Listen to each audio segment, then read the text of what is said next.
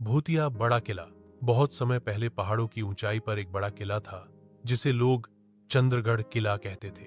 यह किला इतना विशाल और खूबसूरत था कि दूर से ही चमकता हुआ दिखाई देता था। लेकिन उसके बारे में एक रहस्य भी था।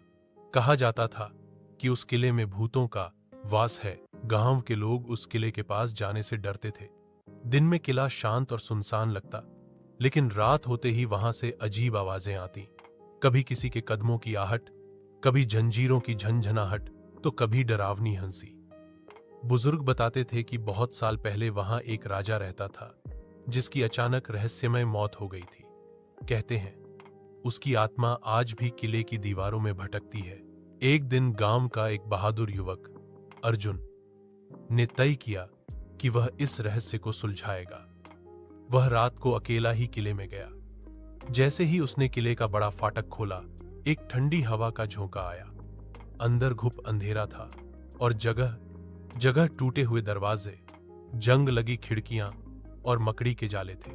अर्जुन धीरे धीरे भीतर बढ़ा। अचानक उसे लगा कि कोई पीछे पीछे चल रहा है। उसने मुड़कर देखा, वहां कोई नहीं था।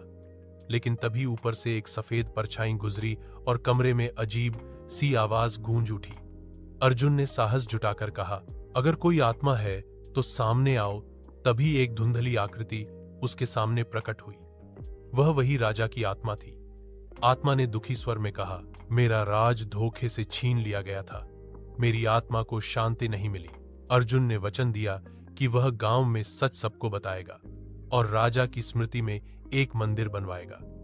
जब वह काम पूरा हुआ तो किले से डरावनी आवाजें आना बंद हो गईं।